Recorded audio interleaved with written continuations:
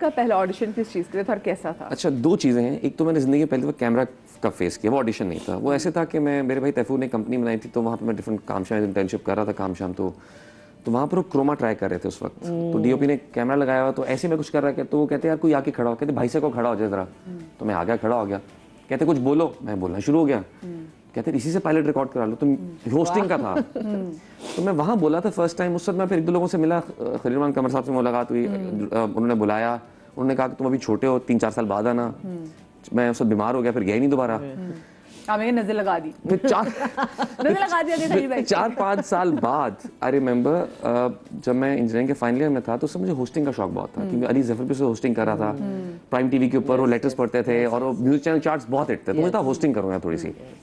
तो वहाँ पर मैंने अपनी एक शो के लिए कॉल आई, यूनिवर्सिटी में देखा कि लगा हुआ है आप ऑडिशन के लिए आ जाए। मैंने ऑडिशन दिया था वहाँ पे होस्टिंग के लिए। तो मैं वहाँ से सिलेक्ट हुआ था, और जब निकला था तो मुझे आज भी याद है, उससे फ़ोन आया था कि आपके लिए अच्छी खबर है, बुरी खबर है। मैंने कहा बुरी खबर क्या है? तो डायरेक्टर कहती है आप शो नहीं कर रहे। मैंने कहा मुझे अभी शो मिला, आप कैसे करें? कहती नहीं, there is a good news. Rashid Khwaja साहब होते थे, उन्होंने कहा कि वो यहाँ के हेड ने उनकी पिक्चर्स देखी हैं, वो चाहते हैं कि आप उनकी फिल्म करें। मैंने कहा क्या? कहते आप चाहते हैं उनकी फिल्म करें? कहते आप उनसे मिल सकते हैं? मैं कहा जी। कहते कल इतने बजे आ जाए। So then I met Rashid Khwaja and Shahzad Rafi, was the director. उन्होंने पिक्चर्स देखी हैं, कहते हम चाहते हैं फिल्म सलाखें कर रहे थे, Zara Shaikh and Ahmed Butt was the main lead, साथ मेरा कैरेक्टर था जो इंटरवल से ऑनवर्ड इन होता है। तो मैंने कहा ठीक है जी। तो फिर ऑडिशन हुए थे मेरे 3 तरह के। पहले उन्होंने कैमरे में खड़ा करके देखा कि इसकी लुक एंड फील क्या आ रही है। फिर दी अदर का अहमद बट आए, दोनों को खड़ा करके देखा कि स्क्रीन पे कैसे लग रहे हैं। फिर खानू सम्राट ही पास वाला उनके दर्जात बुलंद करे, तो उन्होंने कहा कि तीसरा ऑडिशन हुआ कि डांस आता है कि नहीं। तो उन्हें कैमरे के सामने खड़ा किया, कहते हिल ले। तो मैंने कहा क्या करना क्या है? म्यूजिक, कहते म्यूजिक लगाते, कहते कुछ भी करो। तो मैं कहते नहीं रिदम में, इससे मैं करवा लूंगा। तो इसमें 3 ऑडिशंस हुए, उसके बाद आई गॉट द फिल्म। घर वालों का क्या रिएक्शन था कि वैसे गए थे होस्टिंग के लिए, ऑडिशन देने के लिए, और फिल्म जब मिल गई तो? बताया नहीं। अम्मी का कोई? अम्मी को बताया था। अम्मी को बताया था। हुआ ये था कि जब मुझे फिल्म सलाखें मिली, तो सलाखें का पहला स्पेल प्लान हुआ था अक्टूबर-नवंबर के अंदर स्कर्दू गिलगित में, बर्फबारी से पहले कोई 12 दिन का स्पेल था स्कर्दू के अंदर, गिलगित सब हम आ गए थे उनजा में। और मेरे फाइनल ईयर के पेपर्स थे, तो मैंने अब्बा को तो नहीं बताया, अम्मा को मैंने बता दिया कि मैं अम्मा फिल्म मिली है, और मैं एक किस्मत में अगर अल्लाह ताला की तरफ से अपॉर्चुनिटी आई है, लेट मी अवेल इट। मैं ये नहीं चाहता कि मैं आज ना करूँ कल को पछताऊँ कि मैंने अवेल क्यों नहीं किया। So let me go for it. मैं अगर डिग्री, आपको पता है मैं पढ़ाई में अच्छा हूँ, मैं डिग्री ले लूँगा, टेंशन न ले, मैं 3 में पेपर देके I will get the degree, उसका कोई इशू नहीं है। अम्मी ने पहले कहा क्या कर रहे हो? अच्छा पागल हो गया। अच्छा अब्बू का क्या कहोगे? मैंने कहा अब्बू भी इंजीनियर है, बस समझे मैं हॉस्टल जा रहा हूँ, पेपर मुश्किल है। मैं आपको यही रोक रही हूँ क्योंकि मुझे लेनी है ब्रेक। अब्बू को कैसे पता चला, कैसे हुआ सब कुछ? छोटी सी ब्रेक बता रही है।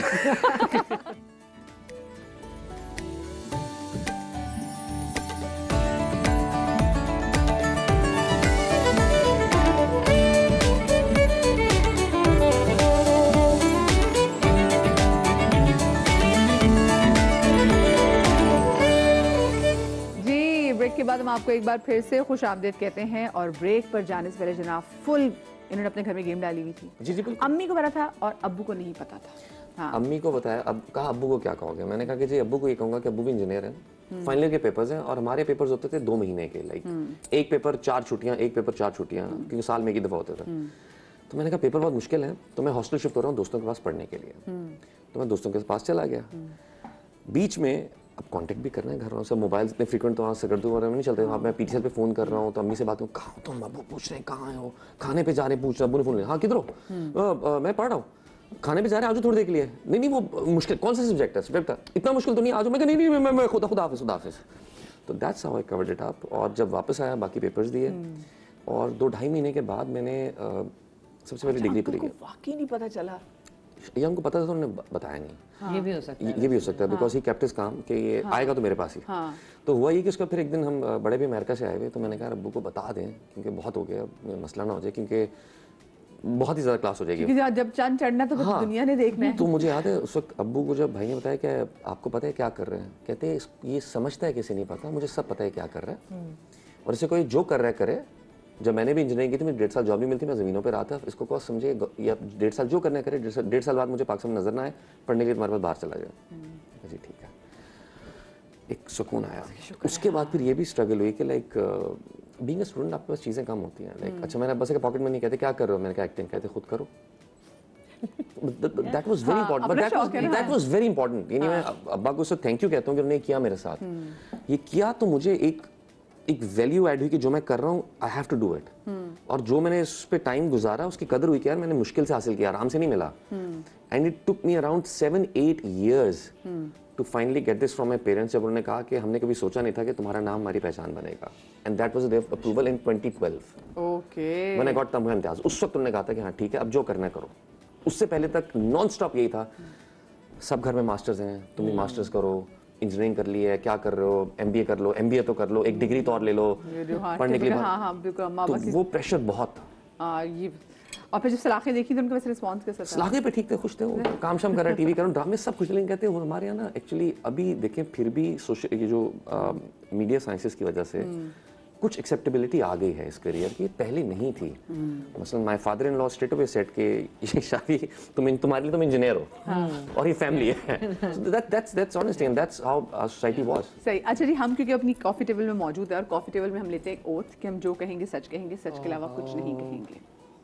ओके और होती है सिर्फ और सिर्फ चले हम वहाँ चल के बैठते हैं, हम आपसे सुनेंगे आज से। मदिया को शो करने देते हैं। और होती है इसमें सिर्फ और सिर्फ दिल की बात, ठीक है? सो जो कहते हैं ना दिल से जो बात निकलती है असर रखती है, ठीक है? तो मैंने ये अखज़ किया है कि आप लोगों ने दिल में ले लिया है। तो पहले आप लोगों से जो दिल की बात में सवाल है वो ये है कि किन लोगों के साथ आपकी दोस्ती हो सकती है और कौन से लोग आपके लिए नो गो एरिया हैं? Zara, I start from you कि ज़ारा की दोस्ती किन लोगों से हो सकती है और कौन से किस लोग तरह के लोगों से? हाँ, किस तरह के लोगों से आपकी दोस्ती हो अच्छा, मेरी वैसे ना दोस्ती हो जाती है हर तरह के लोगों से, बिकॉज मैं I have the type of personality जो मेरी हो जाती है। जस्ट मैं लोगों के क्वर्क्स और उनको जज नहीं करती इतना कि नहीं ये मेरे टाइप के लोग नहीं है, इस तरह मैंने कभी हुआ नहीं है। तो मेरी बहुत ही जितने भी फ्रेंड्स हैं ना वो बहुत एक दूसरे से अलग हैं, तो मेरी हो जाती है। लेकिन आपको हो कि जी हाँ ऐसे लोग यार ऐसे दोस्त जैसे नेगेटिव जनरल जो नेगेटिव लोग होते हैं, मुझे गॉसिप से बहुत एलर्जी है, तो मैं थोड़ी सी रिस्पेक्ट लूज कर जाती हूँ अगर कोई मेरे सामने गॉसिप या इस तरह की चीज़ें करे, क्योंकि फिर वो मुझे लगता है फिर ये किसी के भी दोस्त नहीं है। हाँ, वो अगर आज किसी के बारे में बात करेंगे आप जाएंगे आपके बारे में बात करेंगे। हाँ। और समी आपके लेके कैसे कौन से लोग हैं जिनसे आपकी दोस्ती हो सकती है? अच्छा, वैसे I am very easy going, अगर मेरे सारे कोलीग से भी पूछे मेरे सबसे बहुत अच्छी है। लेकिन बीइंग अ कैंसेरियन ना मैं बड़ा अपने ख्याल में रहता हूँ, सो वेरी लिमिटेड पीपल जिनके साथ मैं प्रॉपर फिर ओपन अप होता हूँ दोस्ती। और उसके अंदर सबसे इंपॉर्टेंट चीज़ ये है कि मुझे फेक लोग नहीं पसंद, मुझे जजमेंटल लोग नहीं पसंद। मसलन अगर कोई बंदा मुझे मेरे फ़ोन से जज करे तो उसका लॉस है, मेरा नहीं है। तो मैं इसी पर जज नहीं करता। अब मजे की बात है आप लोग तो फील ही ऐसे जिस पे आपको फोन पे जज करेंगे, आपकी गाड़ी पे जज करेंगे। लेकिन मैं यही कहता हूँ कि I don't care about it. मैं ऑनेस्टली बता रहा हूँ, मैं एक सिंपल से फोन पे भी खुश हूँ, ये भी वाइफ ने गिफ्ट किया है, दैट्स इट। वरना मैं सिंपल फोन पे खुश था, मैं फोनों के चक्कर से निकल आया था 1.5 साल पहले। I am out of it, मुझे नहीं करना। मैं अगर नॉर्मल लाइफ में नॉर्मल रहना चाहता हूँ। और ये आप बाहर के एक्टर्स को भी देखें हैं, कियानू रीव्स है, क्या कहते हैं, लिव नॉर्मल लाइफ। आप नॉर्मल, अल्लाह ने आपको इज्जत दी है, स्टे हम्बल। तो मुझे ये है कि मैं जैसा हूँ भाई, अगर आप मुझे जज कर रहे हैं ना तो ये आपका लॉस है, मेरा नहीं। यानी कि जो लोग जज करते हैं वो आपके लिए बिल्कुल नो गो एरिया वाले लोग हैं। उनका लॉस है, मेरा नहीं है। मैं किसी को जज नहीं कर रहा, वो कर रहे हैं अपना लॉस कर रहे हैं, I will stay away from them. सही। वो कौन सा प्रोजेक्ट है जो आपको लगता है कि मुझे नहीं करना चाहिए था? ऐसा कुछ है नहीं, I don't think so.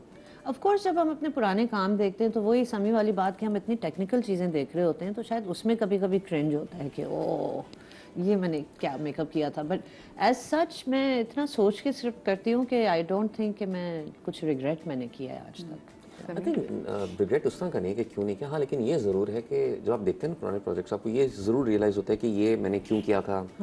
So I think as an actor you also need to consider कि आपको उस वक्त अपॉर्चुनिटीज क्या मिली हुई हैं, आपके पास ऑप्शंस क्या हैं। वो आपका एक ग्रोथ चार्ट होता है, yes, right? और secondly it varies. For example she doesn't like to work all year round, वो लिमिटेड काम करती हैं। मैं साल के 2 या 3 प्रोजेक्ट करता हूँ, तो मुझे 2 या 3 में देखना है कि मुझे 6, 7, 8 जो 10 ऑप्शंस आए हैं उसमें से मैं क्या कर सकता हूँ। कई दफ़ा वो 10 के 10 ऑप्शंस बहुत अच्छे होते हैं, कई दफ़ा 10 में से एक अच्छा होता है, 2 ऐसे ही होते हैं, but you have to do it.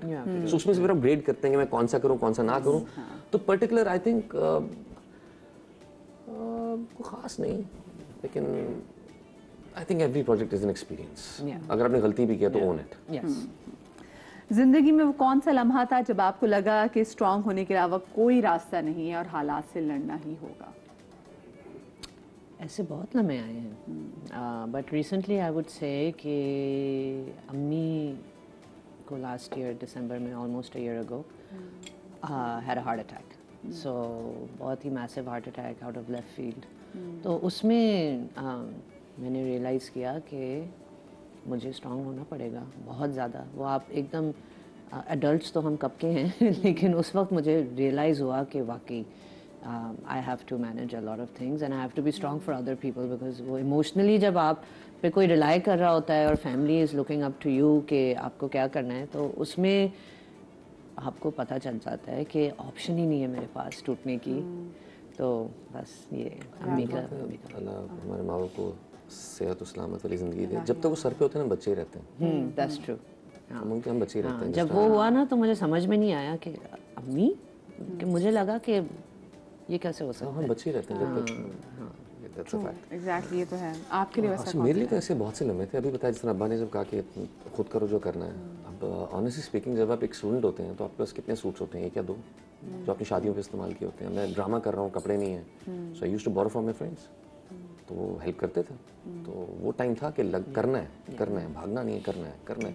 And being मैं पढ़ाई में बहुत अच्छा था, तो अम्मा अब्बा का हमेशा था कि यार तुमसे मैं उम्मीद है कि तुम मास्टर्स करने बाहर जाओगे, तुम पीएचडी करोगे, ये करोगे, वो तुम किस तरफ आ रहे हो। ठीक, मैं कहा जी अगर आ रहा हूँ तो लगता है उसको बेहतरी होगी, may be let me do it at least, try करने दें, बाकी देखते हैं जो होगा बेहतरी होगी। तो वो टाइम था, इट वॉज नॉट ईजी। मसलन आज के दौर में बहुत ईजीली मिल जाता है because of social media. Just imagine 2004 में जब एक दो चैनल नए नए आए थे सिर्फ, अभी वो भी नए थे, and there was only PTV.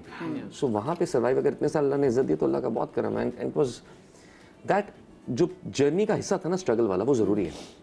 That is very important, जो कि आज शायद इतना नहीं है। People get it easily. वो आसानी वाला आसानी से चला भी जाता है। जब जितनी मुश्किल से हासिल करते हैं उसकी उतनी कदर होती है, you don't let it go. वो रहता भी है।